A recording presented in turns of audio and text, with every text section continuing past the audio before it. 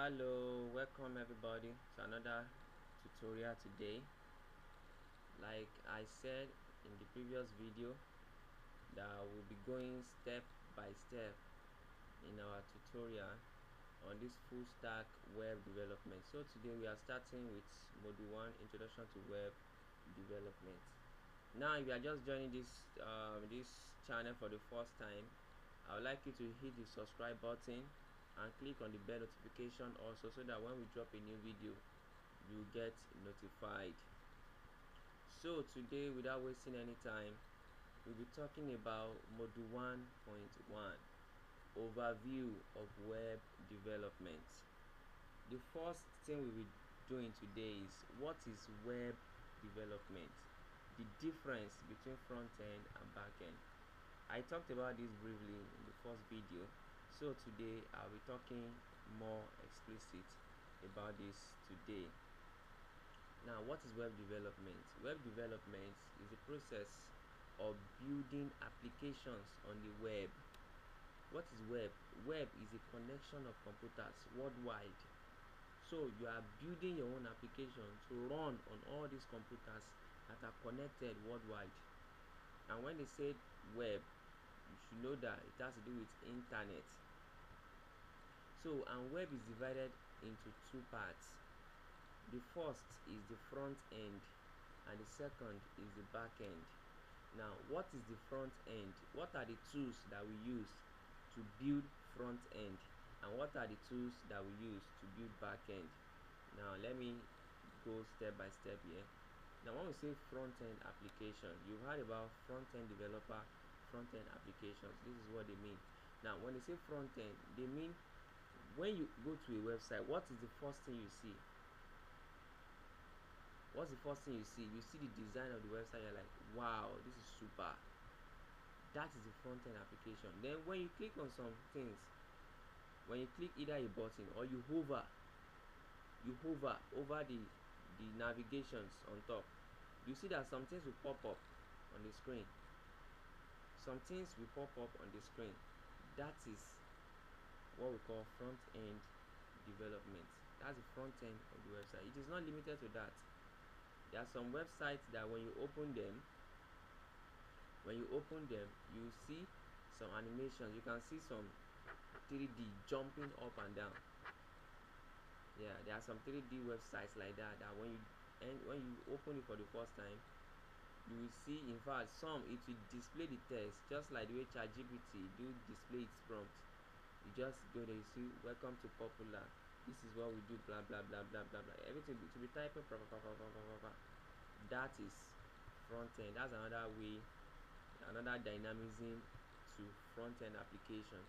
So front end application has to do with what you see when you go to a website, then the experiences that you see also.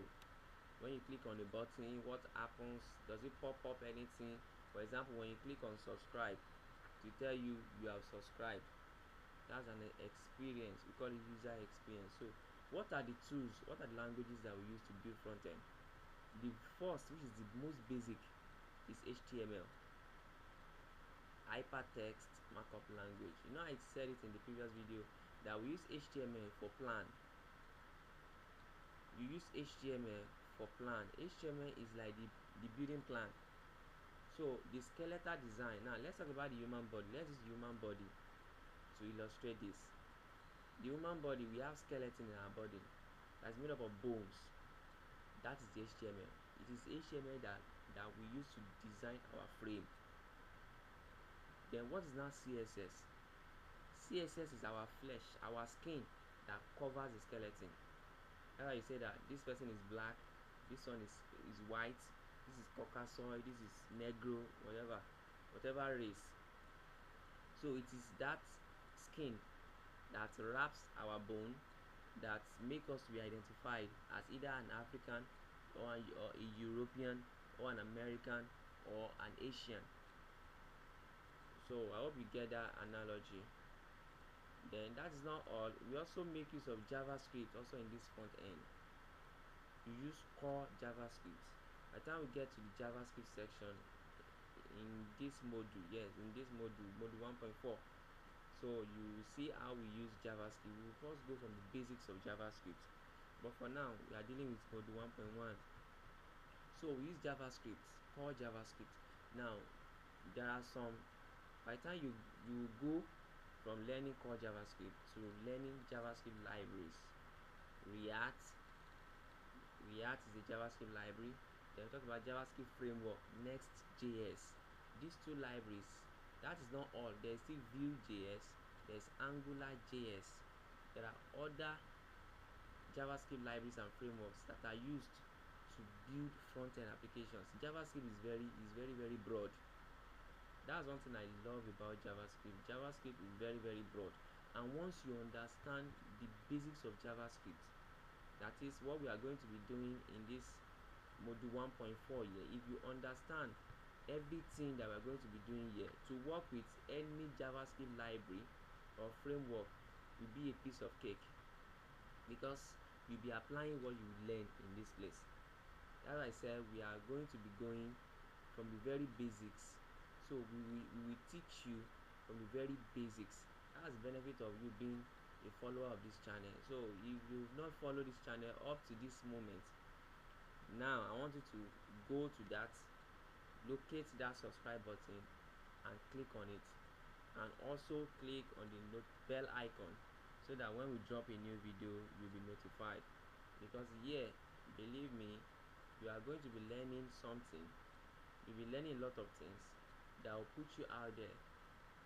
Yes, that will make you fit for jobs.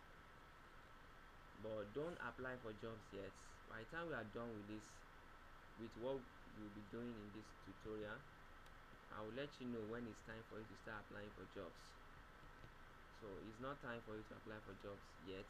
For now, it's time for you to learn the basics. When you learn the basics and you are building some projects, then I can give you go ahead to start applying for jobs. And believe me, companies will reach out to you. So that is all about the front end. And what is back end? I also talked about, I only paraphrased it in the last video. What is backend? Now I said backend is divided into segments. There is what we call server. There's what we call server. There's what we call the API. There's what we call the database. Now I want to merge both the database and the API together as one unit. Now in the front end, when you go to a website for the first time, let's say you want to search, let's say Amazon, and you go to Amazon and you search iPhone 16. iPhone 16 is what you are searching for. Once you click on the search button or you click enter and it start loading, what is happening is that the server collects that iPhone 16 input that you enter, that you want to get information about. It will retrieve it. It will go to the backend, the database, go and look for, is there anything like iPhone 16 there? If it is there, it will fetch it out and give it to you on the front end. I hope you get what I'm trying to say now. So it works from you to the server to the backend, which is database in this aspect. So let's say you search for something else. Let's say you search for Nike shoe and you enter Nike shoe. The server will grab that Nike shoe input, go to the database, search, is there any Nike shoe there? If it is there, it will bring it back to you and it will display it on the front end. That is what the back end is for. You may say, why do I need to go through all those stress? Why can't I just put all my products on the front end? I will tell you the answer is no, you can't do that. The reason is because, what if you want to add a new product? Where will you save it? And all the ones you want to put on the front end, where will you save them? What if something happened to the front end? That means all the products you put on the front end, they are all gone. That's why we make use of backend database, to save our data. We use this backend to save our data and also to fetch. It will communicate the front end, what you are searching on the front end. There's a server in between these two that will go to the back end, that will grab and look for what you are searching for, and it will return it to you on the front end. So by the time we start the back end part, you will understand this better. Now, how does the internet work? The browser. I've explained here. Before you can reach the front end of any website, you will need to have searched something about that website on the browser. And I said the browser that we are using for this development is Chrome browser. We are making use of Chrome, and there's a reason why we are using it. If you let me inspect this browser, you can see what is here. Other browsers also have, but I prefer Google Chrome for some reasons, because there are some extensions that I'll be installing. So that's why I want you to also install Google Chrome. I've not installed the extension yet. When I install it, I will inform you, and also how to install it. I think I've installed it in this. That's why all these are showing. So look at, for example, you want to get the code. Just as simple as this web page is, these are the codes for it. There's so much fun and so much benefits making use of Google Chrome. Let's go back to our syllabus. Now we are making use of Google Chrome. Now I talked about server. Server is an intermediary between the front end and the database backend. You know, I said the backend is divided into server, API, and the database. So in the next class, I'll be making use of Google Drawing so that you understand some things better. So the front end and the back end. The server is what fetch data from the database and show it to you on the front end. Introduction to web development workflow. Then what are the tools that we are going to be using? We will make, like I said we are going to be making use of Google Chrome.